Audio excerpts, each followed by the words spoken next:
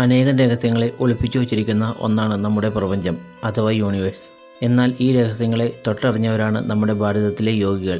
അവർ കണ്ടെത്തിയ രഹസ്യങ്ങൾ പുരാണ കഥകളായും ശ്ലോകങ്ങളായും നമുക്ക് പകർന്നു നൽകി. കേൾക്കുമ്പോൾ ഒരു കെട്ടുകഥയായി മാത്രം തോന്നുമെങ്കിലും ചിന്തിച്ചാൽ അവയിൽ നിന്നും പുതിയ ചക്രവാളങ്ങളും സീമകളും നമുക്ക് കണ്ടെത്തുവാൻ കഴിഞ്ഞേക്കും. പുരാണങ്ങളിൽ വെച്ച് നോക്കുമ്പോൾ ഈ പ്രപഞ്ചത്തെ 14 ലോകങ്ങളായി തിരിച്ചിരിക്കുന്നു. അതായത് ഒന്നിനു മുകളിൽ ഒന്നായി, അങ്ങനെ 14 ലോകങ്ങൾ. ഇതിൽ നമ്മുടെ ലോകം കൃത്യം നടുഭാഗത്തായി വരും. അതായത് ഈ സ്ട്രക്ചറിനെ മൊത്തം ഒരു പ്രപഞ്ചപുരുഷനായി കണക്കാക്കിയാൽ അരയുടെ ഭാഗം.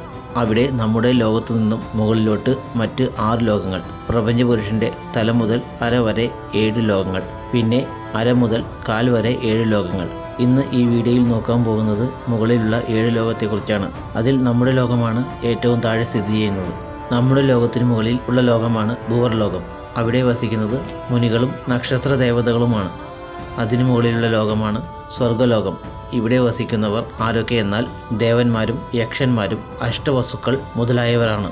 ഇവർ വളരെയേറെ കാലം ജീവിക്കുന്നവരാണ്. എന്നാൽ ഇപ്പോൾ പറഞ്ഞ 2 ലോകങ്ങളും നമ്മുടെ ലോകവും പ്രളയകാലത്ത് നശിക്കപ്പെടുന്നവ തന്നെയാണ്. സ്വർഗലോകത്തിനു മുകളിലുള്ള ലോകമാണ് മകരലോകം. ഇവിടെ വസിക്കുന്നത് യോഗികളും സിദ്ധന്മാരുമാണ്. ഇവിടെ വസിക്കുന്നവർക്ക് ഏത് ലോകത്തിലേക്കും യാത്ര ചെയ്യുവാൻ കഴിയും. അടുത്ത ലോകമാണ് ജനലോകം. ഇത് മകരലോകത്തിന് മുകളിലാണ് സ്ഥിതി ചെയ്യുന്നത്. ഇവിടെ വസിക്കുന്നത് മഹായോഗികളും പിതൃക്കളുമാണ്. ജനന മരണ സാഗരത്തിൽ നിന്നും മുക്തി നേടിയവരാണിവർ. ജനലോകത്തിന് മുകളിൽ സ്ഥിതി ചെയ്യുന്ന ലോകമാണ് തപലോകം. ഇവിടെയാണ് സനത് കുമാരന്മാർ വസിക്കുന്നത്. ഇവർക്ക് എപ്പോൾ വേണമെങ്കിലും ബ്രഹ്മലോകം, വൈകുണ്ഠം എന്നിവിടങ്ങളിൽ പോയി വരുവാൻ കഴിയും. ഇവിടെ ഇവരുടെ കൂടെ വസിക്കുന്നത് ചിരഞ്ജീവികളായി വരം നേടിയ ആത്മാക്കളുമാണ്. ഈ 7 ലോകങ്ങളിലെ അവസാനത്തെ ലോകം, അതായത് പ്രപഞ്ചപുരുഷന്റെ ശിരസിൽ വരുന്ന ലോകമാണ് സത്യലോകം അഥവാ ബ്രഹ്മലോകം. ബ്രഹ്മാവ് വസിക്കുന്ന ലോകമാണിത്. ഇവയെല്ലാമാണ് മുകളിലുള്ള ലോകങ്ങൾ. ഇനി താഴെയുള്ള ലോകങ്ങളെ പറ്റിയുള്ള വിവരങ്ങളുമായി അടുത്ത വീഡിയോയിൽ കാണാം. ഈ ഒരു വീഡിയോ നിങ്ങൾക്ക് ഇഷ്ടമായെങ്കിൽ ലൈക്ക് ചെയ്യുക, ചാനൽ സബ്സ്ക്രൈബ് ചെയ്യുക. എല്ലാവർക്കും നന്ദി.